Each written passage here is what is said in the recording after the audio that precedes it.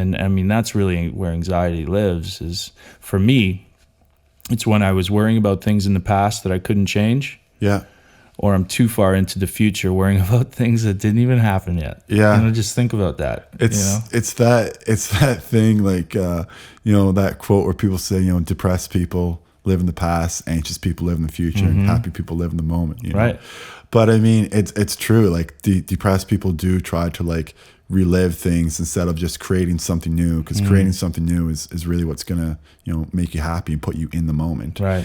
And then people worry about the future, and that's a good point to bring up too, like when you were talking about the brain and how it can't tell the difference between you fabricating the event or the actual event.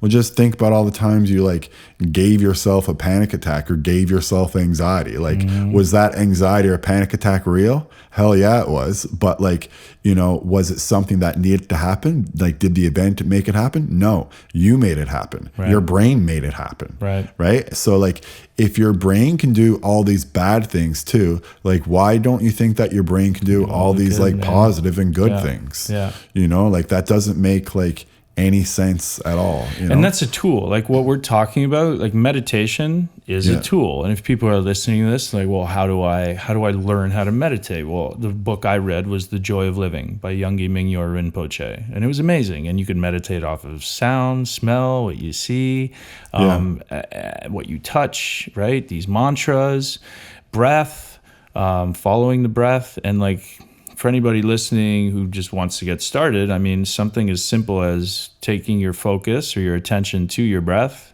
We have 30 to 80,000 thoughts a day. You hear a bunch of different calculations from a bunch of different people, but on average, 30, 80,000. So I think, taking some time to understand that you don't need to put an emotion to every one of those thoughts that you have. And again, just creating this relationship with yourself by focusing on your breath. Your attention goes away. Take a snapshot of that thought. If it's a strawberry, don't be like, wow, did it fall off the truck? Did it come from which patch did it get picked up? Who picked it? And what is it? No, you take this snapshot and you let it fly away in the wind. Right. Yeah. And if you find yourself going down that path to where it came from or where the patch is, then just bring your attention back to your breath. It's literally that easy. Yeah. And what you're doing then is like you're making yourself the observer, and you can do that with like everything, because people always wonder, like, why do we give better advice to people that we don't give to ourselves, right? And it's because you're observing that other person. But when it's like yourself, for whatever reason, like we're not good at self-reflection because we're not honest with ourselves, and we don't like observe ourselves. But if you have like the mindset that you have just then you kind of adopt that like observer mindset, so you can observe your emotions almost like you're a different person because you're trying to separate yourself, and then that gives you a better perspective. I mean, you're in these conversations with your wife, with your kids.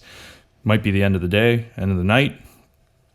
I see myself now. I'm like, oh boy. I'm like, you're getting a little brewed up here. Let's just take a breath, or walk into the other room, or you're in a conversation with your wife and she's starting to say, and I find myself pulling myself out and just sitting here and be like, no, just being aware. Oh, it's starting to rumble, and usually trying to diffuse the situation now instead of just jumping down the throat. And luckily now I have that ability because of the tools that I've been using and the medicine that I've been using to be able to, make that distinction of when that's happening. Because it's like total awareness.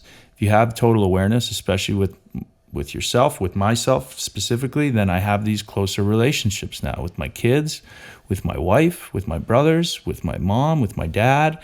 It's like I started loving myself and changing that narrative. And it really did start, number one, with a macro dose of psilocybin, but then number two, with farming my own CBD, and everything changed. Like, and it wasn't quick. That's one thing that I want to get across. Like the stuff that we're talking about doing, it is difficult. It's not difficult. Reaching for a daily pill to minimize symptoms, right? We're getting to the root cause of what's going on, and then always reflecting.